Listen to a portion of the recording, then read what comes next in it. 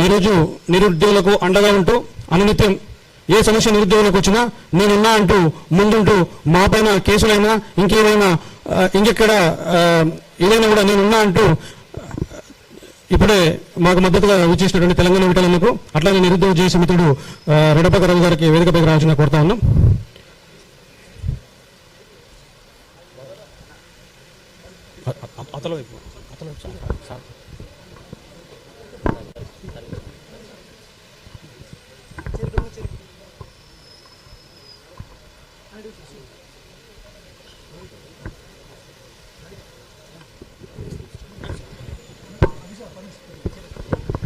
అయితే ఈ సమావేశానికి సభాధ్యక్షత వహించిన ప్రసన్నాకృష్ణ సార్ గారికి అట్లనే మిగతా వేదిక పైన కూర్చున్నటువంటి పెద్దలందరికీ కూడా నిరుద్యోగ జేసీ తరఫున ప్రత్యేక ధన్యవాదాలు తెలియజేస్తూ ఈరోజు మా అందరికీ అండగా నిలుస్తున్న మీరందరికీ కూడా నిరుద్యోగ జేసీ తరఫున మరొకసారి అందరూ కూడా పేరు పేరున ధన్యవాదాలు తెలియజేస్తూ దీనికి సభాధ్యక్షత వహించాల్సిందిగా గురువు గారు పెద్దలు నిరుద్యోగ ఉద్యమానికి అనుమితం ఉన్నటువంటి గౌరవనీయులు ప్రసన్నాకృష్ణ సార్ గారిని ప్రసన్నాకృష్ణ సార్ గారిని సభాధ్యక్షత వహించాల్సి కోరుతాను.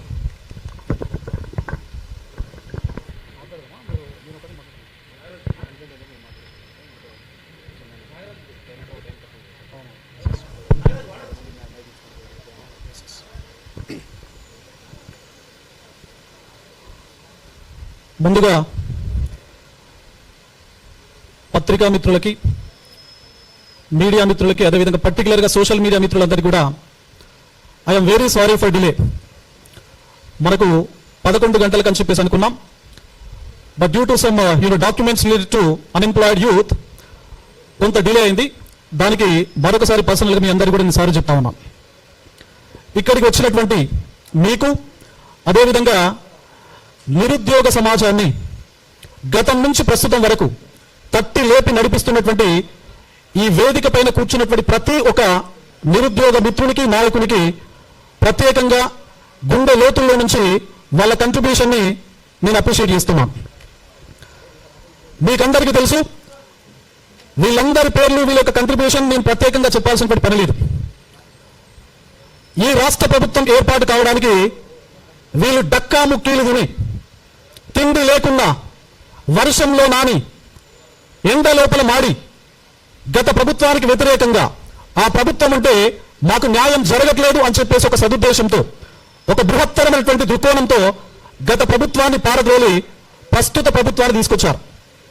ఈ ప్రభుత్వం వస్తే మా ఆశలు, మా ఆశయాలు, మా హక్కులకు న్యాయం జరుగుతుంది అనేటువంటి ఒకే ఒక సదుద్దేశంతో ఈ ప్రభుత్వాన్ని తీసుకురావడం జరిగింది. అఫ్కోర్స్ ఒక ప్రభుత్వం పోవాలి అన్నా, ఒక ప్రభుత్వం రావాలి అన్నా ఒకే ఫ్యాక్టర్ పనిచేయకపోవచ్చు. కానీ ఈ తెలంగాణ రాష్ట్రం లోపల 2023 లోపల ఉద్యమం అగ్గి బావుట ఎగరవేసింది నిరుద్యోగ పక్షాల నుండి అని చెప్పడం లోపల ఏమాత్రం సందేహం లేదు. మరి ఈ కంట్రిబ్యూషన్ ఒక ప్రభుత్వాన్ని మార్చింది, ఇంకొక ప్రభుత్వాన్ని తీసుకొచ్చింది.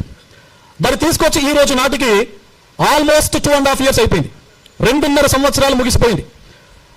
మరి తప్పనిసరిగా నిరుద్యోగుల నుంచి, వారి పక్షాల, వాళ్ళ హక్కుల కోసం ఇక్కడ కూర్చున్నటువంటి ప్రతి ఒక్క మిత్రుడు ఇప్పటి నుంచి కాదు, గత 10-15 ఏళ్ళు, 20 ఏళ్ళ నుంచి వాళ్ళ బాగోగుల కోసం పనిచేయడం జరుగుతూ ఉన్నది.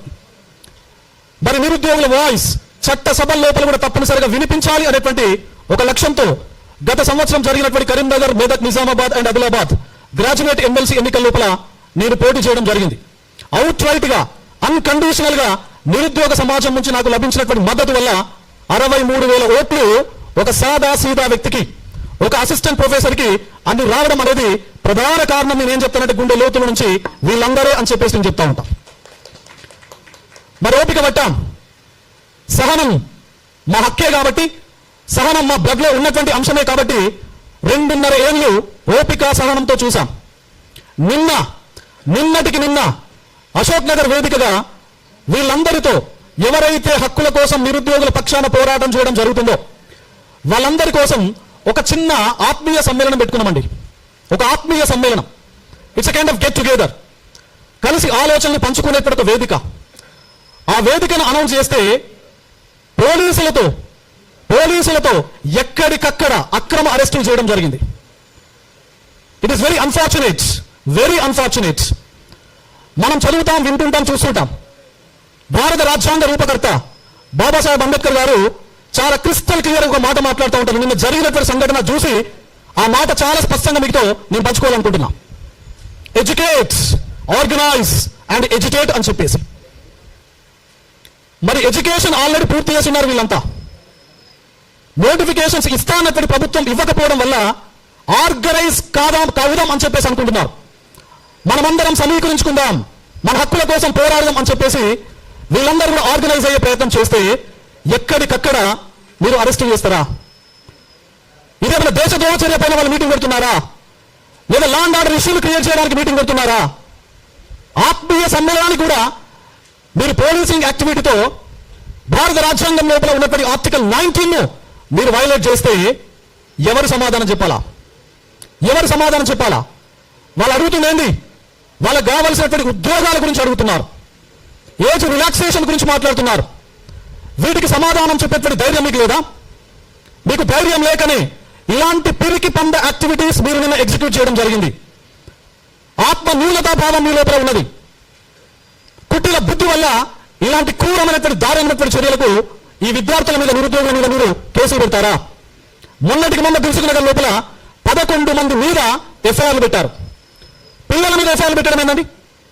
తెలంగాణ రాష్ట్రం వచ్చినప్పటి నుంచి ఇప్పటి వరకు ఒక స్టూడెంట్ పైన ఎఫ్ఐఆర్ లేదు. అంటే కంప్లీట్ గా లాండ్ ఆర్డర్ ఇష్యూ ఇంటెన్షనల్ గా డెలిబరేట్ గా కనుక చేస్తే పెట్టుండొచ్చు గతం లోపల. కానీ వీళ్ళు చేస్తున్నది ఏంటండి? వాళ్ళ హక్కుల కోసం ఫైట్ చేస్తా ఉన్నారు. పోస్టుల సంఖ్య గవర్నమెంట్ చాలా క్లియర్ గా చెప్పింది కదా. డీజీపీ గారు, ప్రస్తుత డీజీపీ గారు చాలా క్లియర్ గా మెన్షన్ చేయడం జరిగింది 26,000 వేకెన్సీస్ ఉన్నాయి అని చెప్పేసి. ప్రభుత్వం మరొక వైపున 19,000 వేకెన్సీస్ ఉన్నాయని చెప్పేసి ప్రభుత్వం చెప్పింది. మరి మీరు చెప్పినటువంటి అంశాలే కదా అడుగుతున్నది. ఒక మాటతో చెప్పి మళ్ళీ మాట మార్చి 5,000తో నోటిఫికేషన్ ఇస్తాం అని చెప్పేసి చెప్పడం ఏంటి? Non sense.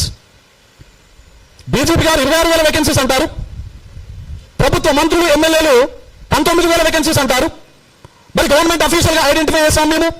నోటిఫికేషన్ 23వ తారీఖు జూన్ లేదా జూలై 2 నాడు 5,000 వేకెన్సీస్ తో నోటిఫికేషన్ ఇస్తాం అని చెప్పేసి మీరు చెప్పడం ఏంటి? ఇంత కాంట్రాడిక్షన్ ఏంటి? ఇంత స్ప్లిట్ పర్సనాలిటీస్ ఏంటి మీలో? So we are definitely questioning on behalf of unemployed youth in the state of Telangana. మరి ఇప్పటి వరకు జరిగినటువంటి, ప్రస్తుతం జరుగుతున్నటువంటి అంశాలు ఏవైతే ఉన్నాయో, నిన్న మిత్రులు పొద్దున అరెస్ట్ చేసి ఆత్మీయ సమ్మేళనం అంటే కూడా అరెస్ట్ చేసేటువంటి దుర్మార్గమైనటువంటి, నీతి మాలినటువంటి చర్య ఇప్పటి వరకు ఈ రాష్ట్రం లోపల జరగలేదు. నిన్న ఉస్మానియా యూనివర్సిటీ లోపల ఉన్నటువంటి పిల్లలు అక్కడే అరెస్ట్ చేసి పోలీస్ స్టేషన్ కు తరలించడం జరిగింది. అశోక్ నగర్ లోపల ఉన్నటువంటి పిల్లలు ఇక్కడ అరెస్ట్ చేశారు. ముషీరాబాద్ కు తరలించడం జరిగింది. అంబర్పేటకు తరలించడం జరిగింది. ఈ రోజు పొద్దున ఇక్కడ ప్రెస్ మీట్ కూడా రాకుండా దిల్సుఖ్నగర్ లోపల ఉండేటువంటి ఎస్ఐపిసి కాంపిటేటివ్ ఆస్పిరెంట్స్ ఎవరైతే ఉన్నారో వాళ్ళను అరెస్ట్ చేసి ఇప్పుడు సరూర్ నగర్ పోలీస్ స్టేషన్ లోపల పెట్టడం జరిగింది. ఇది చాలా దారుణం. ఇప్పుడు దిల్సుఖ్నగర్ ఏదైతే ఎస్ఐపిసి ఉద్యమాన్ని నడుపుతున్నటువంటి ఇంద్ర అనేటువంటి నిరుద్యోగ మిత్రుని ఇప్పుడు అరెస్ట్ చేశారు. ఇదే అబ్బాయిని నిన్న అరెస్ట్ చేశారు. ఆకాష్ అనేటువంటి అబ్బాయిని అరెస్ట్ చేయడం జరిగింది. ఇంత దుర్మార్గమైనటువంటి చర్యలు ఎందుకు? ఇంత పిడివాదం మీకు ఎందుకు? మరి క్వశ్చన్ చేయొద్దా? అసలు క్వశ్చన్ చేయొద్దా? తప్పనిసరిగా క్వశ్చన్ చేస్తాం. ఎందుకంటే క్వశ్చన్ చేయడం అనేది సమాజం లోపల అన్యాయానికి వ్యతిరేకంగా పోరాడుతున్నటువంటి ఒక సగటు సాదా సీదా పౌరుని యొక్క రైట్. అది ఎప్పుడో థామస్ జెఫర్సన్ అనేటువంటి వ్యక్తి ఒక మాట చాలా స్పష్టంగా చెప్తుంటాడు. ఏమని? ఎక్కడైతే ప్రజలు ప్రభుత్వాన్ని ప్రశ్నిస్తారో ఆ సమాజం లోపల స్వేచ్ఛ ఉన్నట్టు లెక్క. ఎక్కడైతే ప్రభుత్వం ప్రజల యొక్క స్వేచ్ఛను, ప్రజల యొక్క హక్కుల మీద పిడివాదం మోపడం జరుగుతుందో అక్కడ నిరంకుశత్వం రాజ్యమేలుతున్నట్టు లెక్క అని చెప్పేసి. మరి ఇప్పుడు చూస్తున్నటువంటి సంఘటనలు బట్టి చూస్తే ఈ రాష్ట్రం లోపల స్వేచ్ఛ ఉన్నట్లా, ఈ రాష్ట్రం లోపల నిరంకుశత్వం ఉన్నట్లా మనకి అర్థమవుతుంది. నిరంకుశత్వం ఉన్నట్లుగానే చాలా వేదికల పైన మన గౌరవ ముఖ్యమంత్రి వర్యులు చెప్తా ఉంటారు, నేను హిట్లర్ పాలసీని ఇంప్లిమెంట్ చేస్తున్నాను అని చెప్పేసి. మరి ఈ నిరంకుశత్వం కూడా హిట్లర్ పాలసీయే కదా. దాన్ని కూడా చదువుకున్నటువంటి విద్యార్థుల పైన మీరు ఇలాంటి కార్యకలాపాలకు పాల్పడతారా? ఇది మీ నైతికతకు నిదర్శనంగా మేము తీసుకోవచ్చా? అసలు ఇది నైతికతనేనా? ఇంత దారుణమైనటువంటి సంఘటన జరుగుతుంటే చిన్న పిల్లలండి పాపం. దిల్సుఖ్నగర్లో 11 మెంబర్స్ పైన ఎఫ్ఐఆర్ పెట్టారు. వాళ్ళు ఏదో మీడియా పర్సన్స్ ఉద్యమకారులకు సంబంధించినటువంటి ఇంటర్వ్యూలు తీసుకుంటే ఆ పక్కన పాపం ఛాయ్ తాగడానికి వచ్చినటువంటి వ్యక్తి మీడియా వాళ్ళు వచ్చారు కదా అని చెప్పేసి ఏం మాట్లాడుతున్నారు అని చెప్పేసి చూద్దామని పక్కకు నిలబడితే వాళ్ళని కూడా తీసుకెళ్లి మీరు అరెస్ట్ చేసి ఎఫ్ఐఆర్ పెడతారా? ఇదేనా ప్రజాప్రభుత్వం అని చెప్పేసి మీరు అధికారంలోకి వచ్చిన తర్వాత చెప్పారు కదా? ఇదేనా ప్రజాప్రభుత్వం? ఇదేనా విద్యార్థులపైన మీరు చేస్తున్నటువంటి నీతి మాలినటువంటి చర్య? మరి తప్పనిసరిగా అడుగుతాం, అడుగుతూనే ఉంటాం. మీరు ఎక్కడైతే మీరు చెప్పినటువంటి మీ నాయకుడు ఉన్నాడు కదా రాహుల్ గాంధీ గారు అశోక్ నగర్ లోపల మా సిటీ సెంట్రల్ లైబ్రరీకి వచ్చాడు. దిల్సుఖ్ నగర్ వేదిక పైన మాట్లాడాడు. మరి ఏం మాట్లాడారు? మా ప్రభుత్వాన్ని మీరు గెలిపించండి, మా ప్రభుత్వం అధికారం లోపలికి వచ్చిన తర్వాత సంవత్సరానికి 2 లక్షల ఉద్యోగాలు ఇస్తాము అని చెప్పేసి. సంవత్సరానికి 2 లక్షల ఉద్యోగాలు.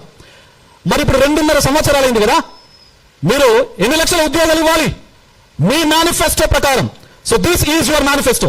మీరు రూపొందించినటువంటి 420 మేనిఫెస్టో ఏదైతే ఉందో దాని లోపల 9వ పేజీ మీ యూత్ డిక్లరేషన్ గురించి మాట్లాడుతూ ఉంది.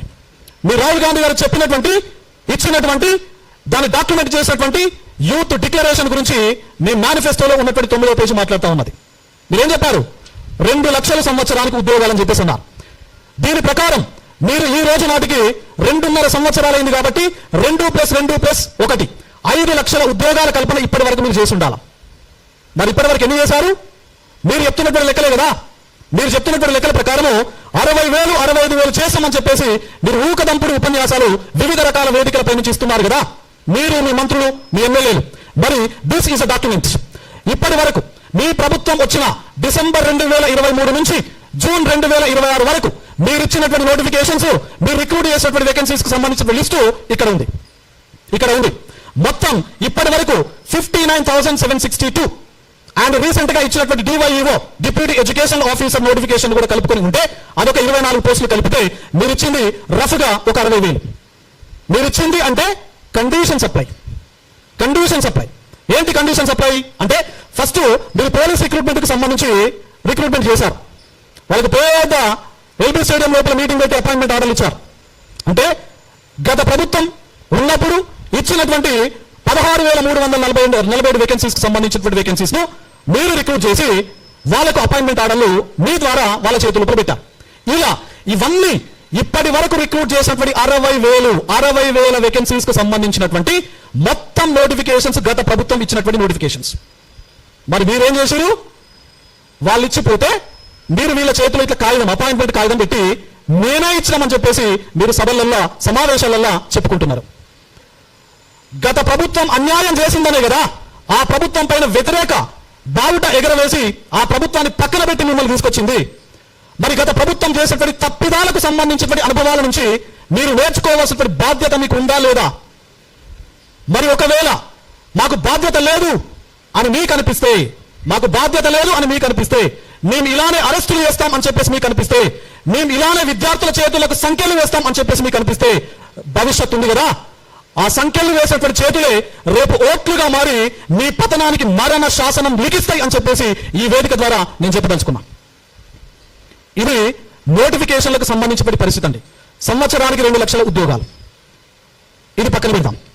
ఒకవేళ సంవత్సరానికి 2 లక్షల ఉద్యోగాలతో పాటు నిరుద్యోగ సమాజం బాధలతో ఉంది, కష్టాలతో ఉంది, వాళ్ళు అసలు టైంకు తినట్లేదు, 5 రూపాయల భోజనాన్ని తిని రోజంతా మార్నింగ్ బ్రేక్ఫాస్ట్ లేకుండా మధ్యాహ్నం లైబ్రరీ లోపల పెట్టేటువంటి 5 రూపాయల భోజనాన్ని తిని నైట్ ఏదో బయట టిఫిన్ దొరికితే టిఫిన్ తిని ఇంటికి పోయే ముఖం లేక, ఇంటికి వెళ్తే ఉద్యోగం ఎదురా అని చెప్పేసి అడిగేటువంటి ప్రశ్నలకు బదులు ఇవ్వలేక మానసిక వేదనను అనుభవిస్తూ ఇక్కడ చాలింపటి బతుకును కొనసాగిస్తూ ఉన్నటువంటి నిరుద్యోగులకు మీరు కేసులతో సమాధానం చెప్తారా? కేసులు పెడతారా? వాళ్ళు ఏం చెప్పాలి సమాధానం? ఇంట్లో ఉద్యోగాల నోటిఫికేషన్ లేదు, మళ్ళీ పైగా దాని మీద కేసులు పెట్టి వాళ్ళకు రేపు ఉద్యోగం వచ్చిన తర్వాత కూడా కేసు పేరుతో వాళ్ళను ఇంటెలిజెన్స్ రిపోర్ట్ లోపల తీసేసే ప్రయత్నమే కదా మీరు చేసేది. ఇది ఎంతవరకు కరెక్ట్? 4,000 రూపాయల ఉద్యోగ భృతి ఇస్తాన్నారు కదా మీరు, నిరుద్యోగ భృతి. మరి 2.5 ఏళ్ళు అయింది కదా, నోటిఫికేషన్ ఇస్తలేరు కదా, మరి వీళ్ళు బతకాలి కదా, చదువుకోవాలి కదా, హాస్టల్ ఫీజులు కట్టాలి కదా, మరి ఎక్కడి నుంచి కడతారు వీళ్ళు? నిరుద్యోగ భృతి మీరు ఎందుకు ఇస్తలేరు? నిరుద్యోగ భృతితో పాటు మీరు ఏమన్నారు? ప్రతి ఏడాది టీఎస్పీఎస్సీకి సంబంధించినటువంటి ఏదైతే రిక్రూట్మెంట్ ప్రాసెస్ ఉందో సింగిల్ టైం ఫీజు కట్టండి. సింగిల్ టైం ఫీజు కట్టండి, మీరు రాయబోయే ప్రతి ఎగ్జామ్కి ఒకటే ఫీజు ఉంటుంది అని చెప్పేసి మీరు చెప్పారు. ఒకే ఫీజు ఉంటుంది అని చెప్పేసి మీరు చెప్పారు కదా. గతం లోపల 200 రూపాయల ఫీజు ఉండేది. గత ప్రభుత్వం ఉన్నప్పుడు 200 రూపాయల ఫీజు ఉండేది ఒక పరీక్ష ఫీజుగా. ఇప్పుడు రీసెంట్ గా కొన్ని నోటిఫికేషన్స్ ఇచ్చారు ఈ government. Deputy educational officer, assistant executive engineer, ఇలాంటి నోటిఫికేషన్లు ఇచ్చి ఫీజు ఎంత పెంచారో తెలుసా అండి? 1000 రూపాయలు చేశారు. 1000 రూపాయలు. అసలు తినడానికే తిండి లేనటువంటి నిరుద్యోగులకి ఉద్యోగ నోటిఫికేషన్ వచ్చింది అని చెప్పేసి అప్లై చేసుకుందామంటే ఆ నోటిఫికేషన్ వెబ్సైట్ ఓపెన్ చేసిన తర్వాత కనబడే ఫీజు అక్షరాల 1000 రూపాయలు. అంటే ఒక అభ్యర్థికి, డిగ్రీ చదివినటువంటి అభ్యర్థికి 3-4 రకాల ఉద్యోగాలకు సంబంధించిన అప్లికేషన్కు అర్హత ఉంటుంది. మరి అతను అన్నిటికీ అప్లై చేయాలి అంటే 4-5 వేల రూపాయలు వెచ్చించాల్సిన పరిస్థితి ఉంది. మరి ఇది బేర్ చేసే కండిషన్లో నిరుద్యోగులు ఉన్నారా? మరి దీనికి సమాధానం చెప్పరా? మీరు ఇచ్చినటువంటి హామీ కదా. ఏమన్నారు? టైటిల్ చూడండి, పారదర్శక ప్రభుత్వ ఉద్యోగ నియామకాలు. పారదర్శక ప్రభుత్వ ఉద్యోగ నియామకాలు. దీన్ని తీసి కిలోమీటర్ దూరం లోపల పాతర పెట్టండి దయచేసి ప్రభుత్వానికి నేను డిమాండ్ చేస్తా ఉన్నా. పారదర్శక, ట్రాన్స్పరెన్సీ అండ్ అకౌంటబిలిటీ అనేటువంటి పదాన్ని వాడడానికి మీకు అర్హత లేదు అని చెప్పేసి నేను ఈ ప్రెస్ మీట్ ద్వారా ప్రభుత్వాన్ని డిమాండ్ చేస్తా ఉన్నా. You just remove this word. మీరు ఈ పదాన్ని తొలగించండి. ఎందుకంటే గ్రూప్ 1 రిక్రూట్మెంట్ లోపల మీరు ఎంత పారదర్శకత ప్రదర్శించారో తెలంగాణ సమాజం మొత్తానికి తెలుసు. మీ పారదర్శకత ఎంత ఉందో తెలంగాణ సమాజానికి మొత్తానికి తెలుసు అని చెప్పేసి నేను చెప్తా ఉన్నా. మరి ఇదిలా ఉంటే మొన్న డిప్యూటీ ఎడ్యుకేషనల్ ఆఫీసర్ రిక్రూట్మెంట్కి సంబంధించినటువంటి నోటిఫికేషన్ ఇచ్చారు. గతం లోపల 2006 లోపల డివైఈఓ నోటిఫికేషన్ వచ్చింది. 2006 లోపల. ఇది 2026, అంటే ఆల్మోస్ట్ 20 సంవత్సరాలు అవుతుంది ఒక నోటిఫికేషన్ వచ్చి. మరి డిప్యూటీ ఎడ్యుకేషనల్ ఆఫీసర్ అవుదాము అనేటువంటి కళలతో, ఆ కోరికలతో, ఆ ఆస్పిరేషన్తో, ఆ ఆశతో ఉన్నటువంటి నిరుద్యోగులకి మీరు ఏజ్ రిలాక్సేషన్ ఇవ్వాలి అనేటువంటి బాధ్యత, ఇంగిత జ్ఞానం, ఆ కామన్ సెన్స్ మీకు లేదా? మీరు రెగ్యులర్ గా ఒకవేళ క్యాలెండర్ ఇయర్ ఇచ్చి రెగ్యులర్ గా ఆ క్యాలెండర్ ఇయర్ మీరు కనుక ఇంప్లిమెంట్ చేసి ఉంటే మీరు 10 పోస్టులు ఇచ్చినా ఏజ్ రిలాక్సేషన్ మీరు ఇవ్వకుండా కూడా మేము ఇక్కడ సభలు, సమావేశాలు, ప్రెస్ మీట్లు మేమే పెట్టాం. 20 సంవత్సరాల తర్వాత వచ్చినటువంటి నోటిఫికేషన్ మీరు ఏజ్ ఇవ్వాల్సినటువంటి పరిస్థితి లేదా మీకు? మొన్న ఒక డాక్యుమెంట్ ఇచ్చారండి, ఒక కాగితం ఇచ్చారు. 1 year ఏజ్ రిలాక్సేషన్ ఇంప్లిమెంట్ చేస్తాం, 1 year లోపల దీనికి సంబంధించినటువంటి వ్యాలిడిటీ ఉంటుంది అని చెప్పేసి. అంటే 1 year లోపల గ్రూప్ 1లు, గ్రూప్ 2లు, గ్రూప్ 3లు, ఇతరత్ర నోటిఫికేషన్స్ అన్ని ఇస్తారా మీరు? ఎందుకండి మీరు 1 year పెట్టడం? అసలు మీకు చిత్తశుద్ధి ఉందా? నిరుద్యోగుల పైన, ఉద్యోగ నోటిఫికేషన్ల పైన, ఏజ్ రిలాక్సేషన్ పైన, నంబర్ ఆఫ్ వేకెన్సీస్ పైన మీకు అసలు చిత్తశుద్ధి ఉందా? మరి చిత్తశుద్ధి లేనప్పుడు మీరు ఫేక్ డాక్యుమెంట్లు ఎందుకు రిలీజ్ చేస్తున్నారు? ఎందుకు సర్క్యులర్లు, జీవోలు ఎందుకు ఇష్యూ చేస్తున్నారు? టీజీపీఎస్సీని మేము రిఫార్మ్స్ చేస్తాం అని చెప్పేసి ఒక పెద్ద స్టేట్మెంట్ ఇచ్చారు. మరి ఇప్పటి వరకు ఏం రిఫార్మ్ చేశారు మీరు టీజీపీఎస్సీని? టీజీపీఎస్సీ లాస్ట్ ఇయర్ సిలబస్ ను మేము మార్చబోతున్నాం. ఎందుకంటే 2014 లోపల తెలంగాణ రాష్ట్రం ఏర్పాటైన తర్వాత మొదటిసారిగా సిలబస్ ను రూపొందించి 10 ఏళ్లు దాటిపోయింది. కాబట్టి మేము కొత్తగా ప్రస్తుత పరిస్థితులకు అనుగుణంగా సమకాలీన అంశాలను మేళవిస్తూ మేము మళ్ళీ సిలబస్ ను రీస్ట్రక్చర్ చేయబోతున్నాం అని చెప్పేసి ఒక కమిటీని వేశారు. మన హైయర్ ఎడ్యుకేషన్ కౌన్సిల్ కి సంబంధించిన చైర్మన్ గారు బాలకృష్ణారెడ్డి గారితో ఒక కమిటీని వేశారు. ఆ కమిటీని వేసినటువంటి అంశము ఆ చైర్మన్ గారికి తెలియదండి. దీనికన్నా దారుణమైనటువంటి విషయం ఏమైనా ఉంటుందా? దీనికన్నా దారుణమైనటువంటి విషయం ఏమైనా ఉంటుందా? మా పిల్లలు వెళ్ళి బాలకృష్ణారెడ్డి గారు కలిసి సార్ మీరు ఈ కమిటీకి చైర్మన్, సిలబస్ పైన మీ ఆధ్వర్యంలో కమిటీ వేసిరంటే మరి నాకైతే ఏం అఫీషియల్ డాక్యుమెంట్ రాలేదంటాడు ఆయన. ఎటు పోతుంది అసలు? What is an administration? What is a governance? Government మాత్రమే ఈ రాష్ట్రంలో ఉంది. Government is there in the state, but there is no governance లేదు. కేవలం భౌతికంగా ప్రభుత్వం మాత్రమే ఈ రాష్ట్రం లోపల నడుస్తా ఉన్నది. It is very shame. మరి సిలబస్ కమిటీ వేసి, మరి ఇప్పుడు డాక్యుమెంట్ వచ్చిందో లేదో నాకు తెలియదు చైర్మన్ గారికి, కానీ మరి వేసి 1 year దాటిపోయింది కదా. మరి ఇప్పటి వరకు ఎన్ని మీటింగ్లు పెట్టారు? సిలబస్ కమిటీ పైన ఎన్ని సమీక్షలు చేశారు? మరి దానికి సంబంధించినటువంటి అవుట్కమ్ ఏంటి? వీళ్ళకు చెప్పాల్సినటువంటి బాధ్యత టీజీపీఎస్సీ పైన లేదా అని చెప్పేసి నేను అడుగుతున్నా. గతంలో బుర్రా వెంకటేశం గారు ఇప్పుడు ఉన్నారు కదా, గతం లోపల పనిచేసినటువంటి టీజీపీఎస్సీ చైర్మన్లు వీళ్ళ సమస్యలు, వీళ్ళ గ్రీవాన్సెస్ ఏవైతే ఉన్నాయో వాటిని రిప్రజెంట్ చేద్దాం టీజీపీఎస్సీకి అని చెప్పేసి ఒక అప్లికేషన్ పట్టుకుని టీజీపీఎస్సీకి వెళ్తే టీజీపీఎస్సీ సెక్రటరీ గారు, టీజీపీఎస్సీ చైర్మన్ గారు గతం లోపల అపాయింట్మెంట్ ఇచ్చి వీళ్ళతో మాట్లాడి వీళ్ళ సమస్యలు విని ఒకవేళ పాసిబిలిటీ ఉంటే ఆ సమస్యలకు సొల్యూషన్ ఇచ్చేవాళ్ళు. మరి ఇప్పుడున్నటువంటి సెక్రటరీ, ఇప్పుడున్నటువంటి చైర్మన్ గారు ఎంతమంది నిరుద్యోగుల సమస్యలు అడ్రస్ చేశారు?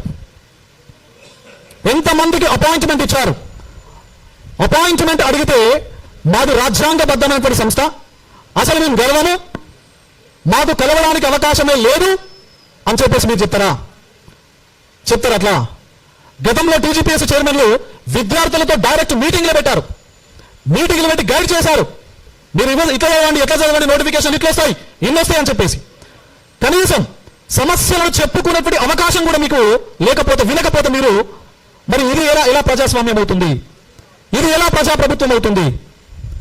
కాబట్టి మీడియా మిత్రుల ద్వారా ఈ ప్రభుత్వాన్ని ఒకే డిమాండ్ చేస్తా ఉన్నా. ఆ డిమాండ్లో చాలా అంశాలు ముడిపడి ఉన్నాయి. ఎందుకంటే ఇక్కడ కూర్చున్న వ్యక్తులే కాదు, ప్రతి జిల్లాలో, ప్రతి డివిజన్లో, ప్రతి మండలంలో ఉన్నటువంటి, ప్రతి ఊర్లో ఉన్నటువంటి నిరుద్యోగుల రక్తం మరుగుతా ఉన్నది. రక్తం మరుగుతా ఉన్నది. ఈ సమాజం లోపల నిరుద్యోగ సమాజానికి జరుగుతున్నటువంటి అన్యాయాన్ని చూసి రక్తం మరగకపోతే అసలు ఆ వ్యక్తి పోరాట యోధుడే కాదు. మరి మా రక్తం మరుగుతుంది, మా రక్తం మరుగుతుంది. చెగువేరా చెప్పాడు, అన్యాయానికి అనుగుణంగా మన రక్తం మరగకపోతే అసలు మన సమాజంలో పోరాట యోధులే కాదు అని చెప్పేసి తప్పనిసరిగా ఈ ప్రభుత్వాన్ని మీ ద్వారా నేను డిమాండ్ చేస్తా ఉన్నా. ఏవైతే మీ నోటి మాట ద్వారా, మీ పేపర్ ప్రకటన ద్వారా, మీ సదస్సులు సమావేశాల ద్వారా చెప్పినటువంటి 19,000 వేకెన్సీస్ ఎస్ఐ కానిస్టేబుల్ కి సంబంధించి ఉన్నాయో ఆ వేకెన్సీస్ తో మీరు నోటిఫికేషన్ రిలీజ్ చేయాలా. మేము 5,000 వేకెన్సీస్తోనే నోటిఫికేషన్ ఇస్తాం. అది 23 జూనో లేదా 2 జూలైయో అని కనుక మీరు ఇస్తే దాని రిపల్షన్ ఈ తెలంగాణ రాష్ట్రం లోపల నిరుద్యోగుల నుంచి ఏ విధంగా ఉంటుందో మీరు చవి చూస్తారు అని చెప్పేసి ఈ మీడియా వేదిక ద్వారా ప్రభుత్వాన్ని నేను హెచ్చరిస్తా ఉన్నా. రెండవది, 2.5 సంవత్సరాలు అయినప్పటి నుంచి మీరు ఎలాంటి ఉద్యోగ నోటిఫికేషన్స్ ఇవ్వలేదు కాబట్టి నిరుద్యోగ పక్షాన నేను ప్రభుత్వాన్ని మళ్ళీ డిమాండ్ చేస్తా ఉన్నా. ఏంటి అంటే మీరు ఇచ్చినటువంటి ఏదైతే డాక్యుమెంట్ ఉందో జీవో కాపీ, దాన్ని మార్చి మళ్ళీ ఒక కొత్త జీవో ఇవ్వండి. ఏజ్ రిలాక్సేషన్ కు సంబంధించి మీరు మళ్ళీ జీవో ఇవ్వండి. మూడవది, 20 సంవత్సరాల తర్వాత వచ్చినటువంటి డివైఓ నోటిఫికేషన్ ఏదైతే ఉందో దానికి సంబంధించి అది పోలీస్ పోస్ట్ కాదు కదా, దానికి ఫిజికల్ మెజర్మెంట్స్ లేవు కదా, మరి దానికి ఏజ్ను మరింత పెంచే ప్రయత్నం చేయండి. ఇవన్నీ పక్కన పెడితే అసలు చిన్న చిన్న నోటిఫికేషన్లు డిపార్ట్మెంట్ వారీగా నోటిఫికేషన్ ఇస్తున్నారు కదా, మరి ఈ రాష్ట్రంలో కొన్ని లక్షల మంది నిరుద్యోగులు వేచి చూస్తున్నటువంటి గ్రూప్ 1, గ్రూప్ 2, గ్రూప్ 3కి సంబంధించినటువంటి క్లారిటీ అసలు మీరు ఎందుకు ఇవ్వట్లేదు? గ్రూప్ 1, గ్రూప్ 2, గ్రూప్ 3కి సంబంధించినటువంటి క్లారిటీ, ఎన్ని వేకెన్సీస్ ఉన్నాయి, ఎప్పుడు నోటిఫికేషన్ రాబోతుంది? పక్క రాష్ట్రం లోపల ఇచ్చారు కదా జాబ్ క్యాలెండర్, పక్క రాష్ట్రం లోపల జాబ్ క్యాలెండర్ ఇవ్వడం జరిగింది కదా, ఆ జాబ్ క్యాలెండర్ ఇంప్లిమెంట్ చేస్తా ఉన్నారు కదా, మరి మీ గురువే కదా అక్కడ ఉంది, మీరు శిష్యులే కదా, మీ గురువు చేసినటువంటి పనులు ఇక్కడ అన్ని చేస్తున్నారు కదా, మరి నిరుద్యోగుల పక్షాన నిరుద్యోగులకు సంబంధించినటువంటి పనులు మీ గురువు చేసినప్పుడు శిష్యుడు ఎందుకు చేయట్లేదు అని చెప్పేసి మీ పక్షాన్ని నేను అడుగుతా ఉన్నాను. జాబ్ క్యాలెండర్ ఇమీడియట్ గా మీరు ప్రకటించండి. అందులో ఎన్ని గ్రూప్ 1, ఎన్ని గ్రూప్ 2 అండ్ ఎన్ని గ్రూప్ 3 ఉంటాయో మీరు చాలా క్రిస్టల్ క్లియర్ గా తెలిపే ప్రయత్నం చేయండి. అండ్ ఫేర్ గా ఎగ్జామ్స్ పెట్టండి. నోటిఫికేషన్ లోపల గత ప్రభుత్వం చేసినటువంటి తప్పిదాల వల్ల కోర్టు మెట్లు ఎక్కినటువంటి దాఖలాలు ఏవైతే ఉన్నాయో ఆ ఎక్స్పీరియన్స్ ఎట్టి పరిస్థితుల లోపల నిరుద్యోగులకు రావద్దు. ఇక్కడ మా మిత్రులు ఉన్నారు, జనార్దన్, ఆయన మెట్లు ఎక్కనటువంటి కోర్టు లేదు. ఎక్కడ మేడు అంటే మీరు లొసుగులతో కూడినటువంటి నోటిఫికేషన్లు ఇచ్చి వీళ్ళని మానసికంగా వేధించి వీళ్ళని కోర్టులకు వెళ్ళేటట్టు చేసి సింగిల్ జడ్జి బెంచ్ వీళ్ళ యొక్క జెన్యూనిటీ చూసి సింగిల్ జడ్జి బెంచ్ ఒక పాజిటివ్ అవుట్కమ్ ఆర్ జడ్జిమెంట్ ఇచ్చిన తర్వాత మళ్ళీ డివిజన్ బెంచ్కు అప్లై చేసుకొని మీరు దాన్ని మార్చి కొన్ని లక్షల మంది నిరుద్యోగులకు అన్యాయం చేసేటువంటి కార్యకలాపాలు ఏవైతే మీరు గతం లోపల పాటించడం జరిగిందో వాటికి దయచేసి ఫుల్ స్టాప్ పెట్టండి. దయచేసి ఫుల్ స్టాప్ పెట్టండి. నిరుద్యోగులతో వీలైతే ఒక మీటింగ్ పెట్టండి మీడియా ద్వారా. ప్రభుత్వాన్ని ఇప్పుడు నేను రిక్వెస్ట్ చేస్తా ఉన్నా, ప్రతి సమస్యకు ఒక సొల్యూషన్ ఉంటుంది. త్రూ అ ప్రాపర్ కన్సెన్సస్ ఒక బాధిత వ్యక్తి యొక్క సమస్య ప్రభుత్వం లేదా ప్రజాప్రతినిధి ఎప్పుడైతే వింటారో అప్పుడు దాని నుంచి ఒక పాజిటివ్ అవుట్కమ్ సొల్యూషన్ రూపం లోపల రావడానికి అవకాశం ఉంటుంది. మరి 2.5 ఏళ్ల నుంచి వీళ్ళ బాధలు, వీళ్ళందరూ అశోక్ నగర్, దిల్సుఖ్ నగర్, ఉస్మానియా యూనివర్సిటీలో చదువుకునేది, సెక్రటేరియట్ ఇక్కడనే కదా ఉన్నది, గట్టిగా కొడితే 2 కిలోమీటర్లు లేదు కదా. మరి 2.5 ఏళ్ల నుంచి ఈ 2 కిలోమీటర్ల దూరంలో ఉన్నటువంటి మీకు వీళ్ళ బాధలు వినపడట్లేదా? కొంచెం చెవులను విప్పారించండి, చెవులు బాగా పెద్ద చేసుకొని మీరు జాగ్రత్తగా వినే ప్రయత్నం చేయండి. ఒకసారి చర్చలకు పిలవండి, వీళ్ళ బాధలు వినండి, సొల్యూషన్ ప్రకటించండి. ప్రభుత్వం చిత్తశుద్ధితో ఉన్నది అని చెప్పేసి ఒక నమ్మకాన్ని నిరుద్యోగ సమాజానికి ఇవ్వండి. లేదు, కాదు, కూడదు అని మీరు ఇదే విధంగా గనక నిరంకుశ ధోరణితో గనక ముందుకు వెళ్తే మేము చెప్తున్నాం 19,000 కాకుండా 5,000 వేకెన్సీస్తో గనక మీరు నోటిఫికేషన్ ఇస్తే, ఇది ఇప్పుడు మీరు ప్రెస్ మీట్ ఇక్కడ హైదరాబాద్ లోపల మాత్రమే కనబడుతున్నాయి కదా ప్రభుత్వానికి, 5,000 వేకెన్సీస్తో నోటిఫికేషన్ వచ్చిన రోజు నుంచి తెలంగాణ రాష్ట్రంలో ఉన్నటువంటి 33 జిల్లా కేంద్రాలు, తెలంగాణ రాష్ట్రంలో ఉన్నటువంటి ప్రతి డివిజన్లో, ప్రతి మండల్లో, ప్రతి గ్రామంలో ఉన్నటువంటి నిరుద్యోగుల యొక్క గుండె చప్పుడులో తప్పనిసరిగా తెలంగాణ ప్రభుత్వానికి కలుపు చేసే విధంగా ఒక కార్యాచరణ భవిష్యత్తు రూపంలో తప్పనిసరిగా మేమందరం కూర్చొని ప్రకటిస్తాం అని చెప్పేసి మీడియా ద్వారా ఈ ప్రభుత్వాన్ని డిమాండ్ చేస్తా ఉన్నాం. వినండి, దయచేసి వినండి, మాట్లాడండి. ఒక 15-20 నిమిషాలు టైం ఇవ్వండి. టైం ఇస్తే సొల్యూషన్ వస్తుంది కదా. అది మీకోసమే కదా, మీ మంచి కోసమే కదా. కాబట్టి నేను మళ్ళీ చెప్తా ఉన్నా, మీరు ఒక సరైనటువంటి నిర్ణయం కనుక తీసుకోకపోతే ప్రపంచవ్యాప్తంగా జంజీ ఉద్యమాలు మీరు చూస్తూ ఉన్నారు కదా. నేపాల్ లోపల ఏం జరిగిందో మీకు తెలుసు కదా, శ్రీలంక లోపల ఏం జరిగిందో మీకు తెలుసు కదా, బంగ్లాదేశ్ లోపల ఏం జరిగిందో మీకు తెలుసు కదా, మన దేశంలో ఏం జరుగుతుందో కూడా మీరు చూస్తున్నారు కదా. మరి తెలంగాణ రాష్ట్రంలో కూడా జరగాలని చెప్పేసి మీరు కోరుకుంటున్నారా? ఒకవేళ మీరు కోరుకుంటే మీరు 5,000తో నోటిఫికేషన్ ఇవ్వండి. మీరు తప్పనిసరిగా తెలంగాణ రాష్ట్రం లోపల జెన్జీ ఉద్యమం, యూత్ ఒకటైతే, యూత్ మూకుమ్మడిగా ఒకటైతే ఎలా ఉంటుందో ఈ రాష్ట్రం లోపల మీకు తప్పనిసరిగా పరిచయం చేస్తాం, మీకు తప్పనిసరిగా ఎక్స్పీరియన్స్ మీకు కలిగిస్తాం. కాబట్టి మళ్ళీ చెప్తున్నా ప్రభుత్వానికి, I'm requesting the government of Telangana to call the unemployed youth to discuss the various issues related to the unemployed youth in the state of Telangana. అది కన్సెన్సస్తో మాత్రమే సాధ్యం. ఆ కన్సెన్సస్ పైన మీకు ఒక పాజిటివ్ ఒపీనియన్ కనుక ఉంటే, చర్చల పైన మీకు ఒక పాజిటివ్ ఒపీనియన్ కనుక ఉంటే, దయచేసి నిరుద్యోగులని చర్చలకు పిలవండి, వారి బాధలు వినండి, వాళ్ళ బాధల్లో మీరు భాగం కండి. ఆ సమస్యలను ఫుల్ స్టాప్ పెట్టి ఒక సొల్యూషన్కు నాంది పలకండి. Thank you very much.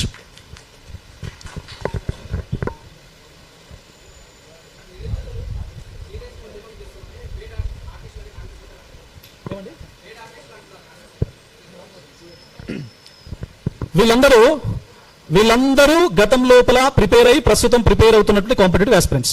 They are clear cut genuine competitive aspirants. There is no paid artist. నిరుద్యోగులకు పేడ్ ఆర్టిస్టులు ఏందండి? పేడ్ ఆర్టిస్టులు అని చెప్పేసి ఎవరైతే అన్నారో వాళ్ళు పేడ్ ఆర్టిస్టులు. బికాస్ రకరకాల పార్టీలు తిరిగి, వాళ్ళు రకరకాల పదవుల కోసం ప్రయత్నం చేసి, రకరకాల పార్టీలు తిరిగినప్పుడు అక్కడక్కడ ఏమన్నా మామూలు ఏమైనా ఉంటే తీసుకొని వీళ్ళనా అండి వీళ్ళు స్టూడెంట్స్ అండి, దీస్ ఆర్ ద స్టూడెంట్స్, వీళ్ళని అనడానికి ఎట్లా మనసు వస్తుందండి? ఎట్లా మనసు వస్తుంది అనడానికి? ఒకసారి 100 రకాల ఆలోచన చేయాలి కదా.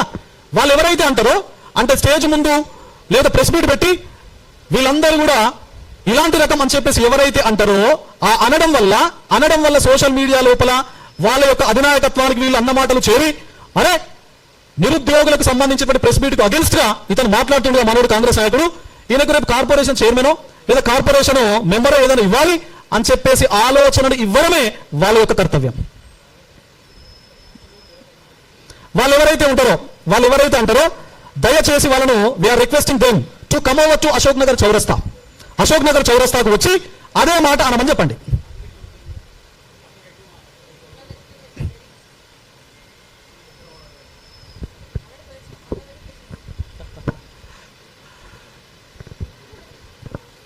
Thank you.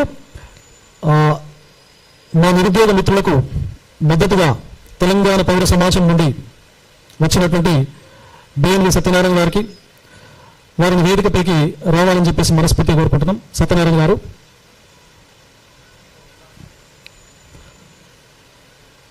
వారు retired professor, higher education council లోపల పనిచేశారు వారు. థ్యాంక్ యూ అండి. Thank you sir. Thank you very much for your valuable time. మీ యొక్క సంపూర్ణ మద్దతు కూడా అంటే ఒక ఇంటెలెక్చువల్ సపోర్ట్స్ తప్పనిసరిగా విద్యార్థులకు ఎప్పటికైనా ఉంటుందండి, ఎప్పటికైనా ఉంటుంది. అది ఇక్కడ కూర్చున్నటువంటి వారి రూపంలో కావచ్చు, బయటకి ఇక్కడికి రాకుండా బయట నుంచి వింటున్నటువంటి వాళ్ళ రూపంలో కావచ్చు. బికాస్ మాకు తెలుసు అంటే మేము కూడా నిరుద్యోగులమే కదా. మా బతుకు కూడా ఉస్మానియా యూనివర్సిటీ క్యాంపస్లో పోటీ పరీక్షలు చదువుకోవడం నుంచే కదా స్టార్ట్ అయింది. మరి వాళ్ళ బతుకు నుంచి మేము ఇప్పుడు ఇక్కడికి వచ్చాం. వాళ్ళ బతుకులన్నీ కూడా మాకు అర్థమవుతాయి, మాకు తెలుసు కాబట్టి, వాళ్ళ సాధక బాధకాలు మాకు అర్థమవుతాయి తెలుసు కాబట్టి వాళ్ళ పక్షాన తప్పనిసరిగా మేము సంపూర్ణ మద్దతుని ఇప్పుడు కాదు ఎప్పుడైనా ఇస్తాం. ఇన్ఫాక్ట్ వాళ్ళ యొక్క హక్కులను, వాళ్ళ యొక్క సమస్యలు వినిపించడానికి నా యొక్క ఉద్యోగాన్ని కూడా, నేను ఒక అసిస్టెంట్ ప్రొఫెసర్, నా ఉద్యోగాన్ని కూడా గవర్నమెంట్ అసిస్టెంట్ ప్రొఫెసర్గా పనిచేశాను నేను. నా ఉద్యోగానికి కూడా నేను రాజీనామా చేసి వీళ్ళ యొక్క వాయిస్ను చట్టసభల లోపల వినిపిద్దామని చెప్పేసి నేను రాజకీయాల లోపలికి వచ్చాను. మరి మాకు బాధ్యత తప్పనిసరిగా ఉంటుంది. మాకు పాఠాలు చెప్పడం తెలుసు. ప్రభుత్వం ఒకవేళ తల వంచి వీళ్ళ సమస్యలు విని వీళ్ళ హక్కుల కోసం పనిచేయకపోతే ఉద్యమ ఉగ్గు పాలు కూడా పోసి ఉద్యమాలకు నడిపించడం కూడా మాకు తెలుసు అని చెప్పేసి మీకు చెప్తా ఉన్నా.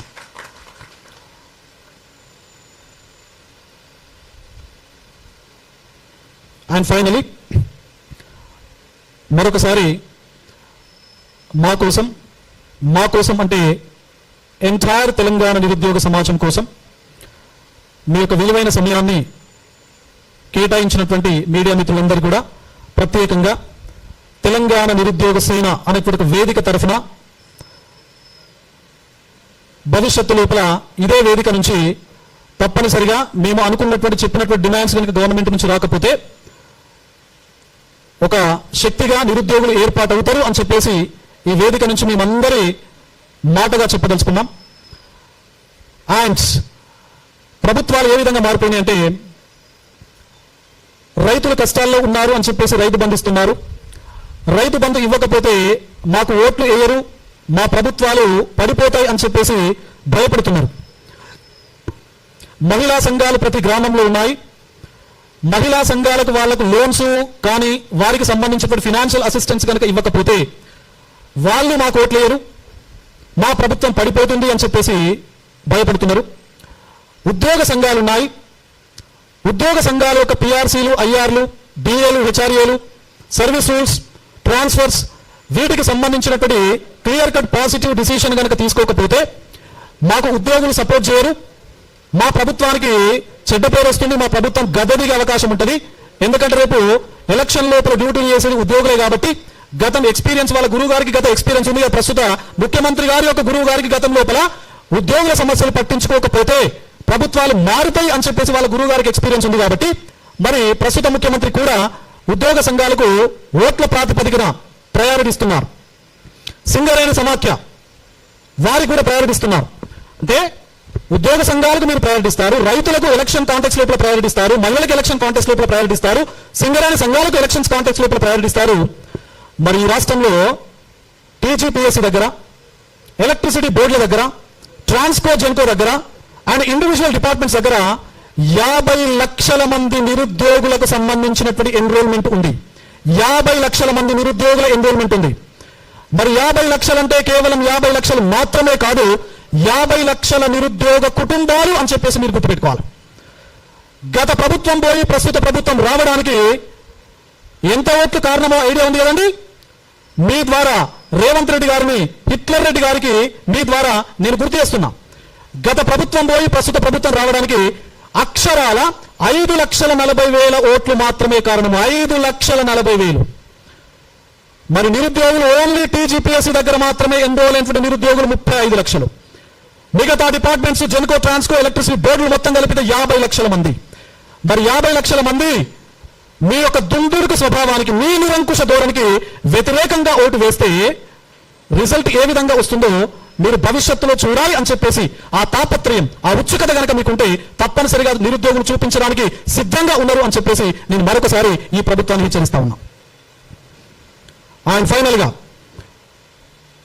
గతం నుంచి ప్రస్తుతం వరకు జిల్లాల్లో, లైబ్రరీలో కూడా చాలా మంది నిరుద్యోగ మిత్రులు పోరాటాలు చేస్తా ఉన్నారు.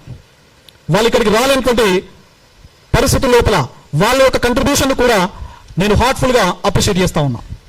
అండ్ ఇక్కడికి వచ్చి గతం నుంచి ప్రస్తుతం వరకు ఏ చిన్న ఇన్సిడెంట్ జరిగినా పోలీసులు కేసులకు కూడా వెనుదిరగకుండా వాళ్ళ యొక్క వాణిని చాలా స్పష్టంగా వినిపించినటువంటి ఇక్కడ కూర్చున్నటువంటి ప్రతి నిరుద్యోగ మిత్రుడికి గుండె లోతుల్లో నుంచి మీ కంట్రిబ్యూషన్ నేను అప్రిషియేట్ చేస్తున్నా. మీ కంట్రిబ్యూషన్, మీ ఎఫర్ట్స్ ఏవైతే ఉన్నాయో భవిష్యత్తు తెలంగాణ నిర్మాణం కోసం, మీ బాగోగుల కోసం తప్పనిసరిగా ఉండాలి అని చెప్పేసి మనస్ఫూర్తిగా కోరుకుంటూ, ప్రభుత్వాన్ని మీరు ఎట్టి పరిస్థితుల లోపల అరెస్టు చేయకండి. ఎవరినైతే అరెస్ట్ చేయడం జరిగిందో వాళ్ళను బేషరతుగా మీరు విడిచిపెట్టండి. ఎందుకంటే మీరు అరెస్ట్ చేసినటువంటి వ్యక్తులు కూడా చాలా చిన్న పిల్లలు. వాళ్ళకు అసలు ఈ ఉద్యమాల యొక్క స్వభావం తెలియనటువంటి వ్యక్తులను కూడా మీరు అరెస్ట్ చేయడం జరిగింది. కాబట్టి డీజీపీ గారిని కూడా నేను రిక్వెస్ట్ చేస్తా ఉన్నాను ఈ వేదిక నుంచి, పిల్లలు, వీళ్ళు చదువుకునే పిల్లలండి, వీళ్ళపైన దయచేసి ఎట్టి పరిస్థితుల లోపల మీరు కేసులు పెట్టకండి. మీకు ఎట్టి పరిస్థితుల లోపల వీళ్ళు లా అండ్ ఆర్డర్ ఇష్యూను క్రియేట్ చేసేటువంటి వ్యక్తిత్వమో, క్రియేట్ చేసేటువంటి మనస్తత్వమో ఉన్నటువంటి వాళ్ళు నిరుద్యోగులు కాదు అని చెప్పేసి మిమ్మల్ని రిక్వెస్ట్ చేస్తున్నాను. పెట్టినటువంటి కేసులు ఏవైతే ఉన్నాయో వాటిని ఎత్తివేయండి. కొత్త కేసులు పెట్టే ప్రయత్నం, ఆ ఆలోచన కూడా దయచేసి మీరు చేయకండి అని చెప్పేసి ఈ మీడియా పక్షాన మిమ్మల్ని నేను రిక్వెస్ట్ చేస్తా ఉన్నాను. Thank you.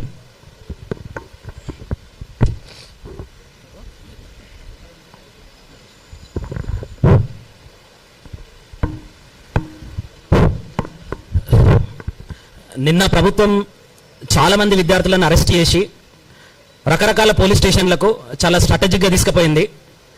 మీ తెలివితేటలు, మీ యొక్క నక్కజిత్తుల అలవాట్లన్నీ కూడా వేరే రాజకీయ పార్టీలను కుప్పగూల్చడానికో, వాళ్ళ ఎమ్మెల్యేలను కొనడానికో వాడండి తప్ప విద్యార్థులను కష్టపెట్టడానికి, లేకపోతే కేసులు పెట్టడానికి, మమ్మల్ని భయపెట్టడానికి మీరు మీ నక్కజిత్తుల తెలివి వాడొద్దు.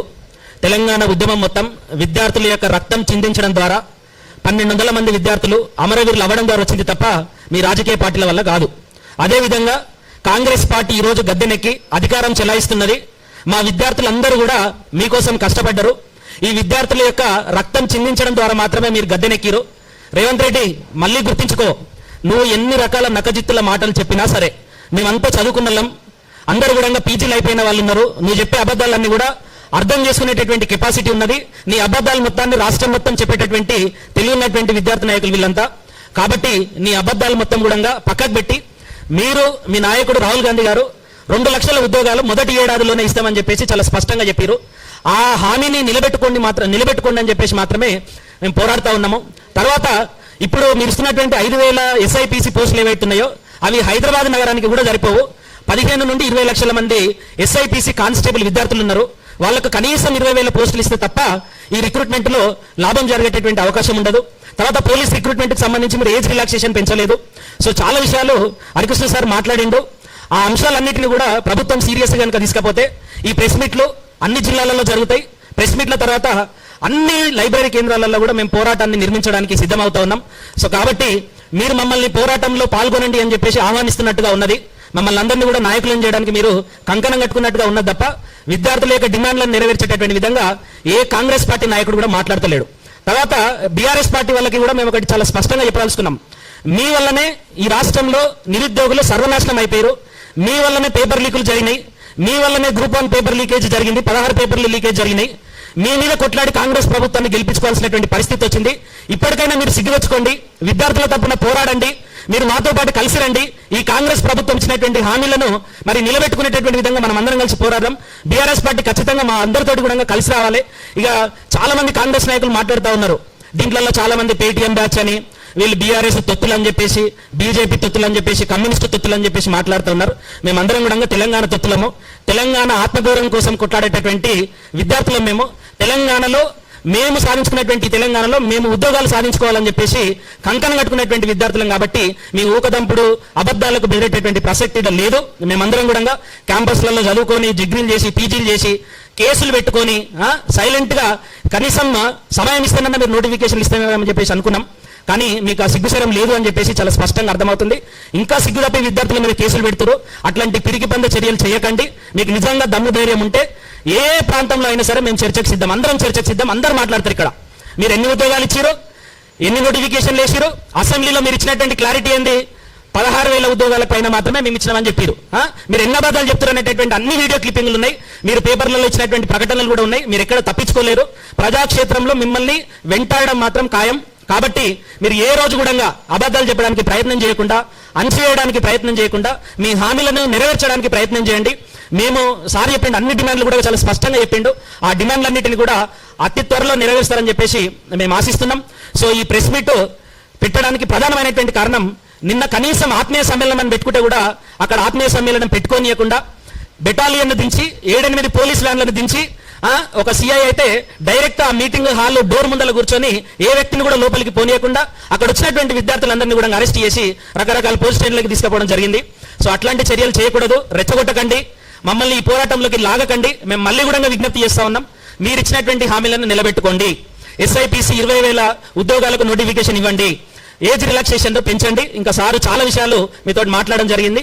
అదే రకంగా మరి ఈ ప్రెస్ మీట్కి వచ్చినటువంటి అందరు ఉద్యమకారులకి కూడా ప్రత్యేకమైనటువంటి ధన్యవాదాలు పేరు పేరున. సో ఇక్కడ మరి ప్రత్యేకంగా వచ్చినటువంటి మన విఠలన్నకి కూడా, తెలంగాణ ఉద్యమకారుడు, చాలా మీటింగ్లలో తెలంగాణ విద్యార్థుల తరపున పోరాటం చేసినటువంటి విఠలన్న కానీ, తెలంగాణ విద్యార్థి సేన శివ కానీ, జనార్దన్ కానీ, దామోదర్ కానీ, ప్రత్యూష కానీ, అండ్ BRS ప్రభుత్వంలో మరి నిరాహార దీక్ష చేసి చావును కూడా లెక్క చేయకుండా మరి పోరాటం చేసినటువంటి మోతిలాల్ కానీ, అస్మా కానీ, ఝాన్సీ కానీ, మన బాలకోటి కానీ, ఇంకా చాలా మంది ఉన్నారు, చాలా మంది విద్యార్థులు ఉన్నారు. సో వాళ్ళందరికీ కూడా పేరు పేరున ధన్యవాదాలు. వీళ్ళందరూ కూడా పోరాటం చేసి వచ్చిన వాళ్ళు. BRS ప్రభుత్వాన్ని కూడా బెదిరించి పోరాడి సావును కూడా లెక్క చేయకుండా మీకోసం కొట్లాడినటువంటి నాయకులు. వీళ్ళను మీరు ఆ పార్టీ ఈ పార్టీ అని మాట్లాడము. అప్పుడు వీళ్ళే ఎవరు మీకోసం పనిచేసింది? అప్పుడు పేద ఆఫీసులు ఎవరు వీళ్ళు? బ్రదర్, గత ప్రభుత్వం వివరాలు కారణం వీళ్ళంతా. ఇప్పుడు సార్ ఏ పేర్లు అయితే చెప్పారో వీళ్ళంతా. మరి అప్పుడు పేద ఆర్టిస్టులు కాని వాళ్ళు ఇప్పుడు పేద ఆర్టిస్టులు ఎట్లయితారు? సో వీళ్ళందరూ కూడా BRS ప్రభుత్వంలో పోరాడిరు. BRS ప్రభుత్వం రాకముందు కూడా, BRS ప్రభుత్వం నోటిఫికేషన్ వేసింది లాస్ట్ ఇయర్ లో వేసింది. అంతకుముందు 9 ఏళ్ళు కొట్లాడింది కూడా వీళ్ళే. మళ్ళా కూడా కొట్లాడతాం. తెలంగాణ బతుకున్నన్ని రోజులు విద్యార్థి నాయకులు అందరూ కూడా ఉంటారు. మీ ఊకదంపుడు కేసులకు ఏం భయపడేది లేదు. మేము ఖచ్చితంగా రిప్లై ఇస్తాం, పోరాడతాం. కాబట్టి ఈ కార్యక్రమానికి విచ్చేసినటువంటి ప్రతి ఒక్కరికి కూడా ధన్యవాదాలు తెలుపుతూ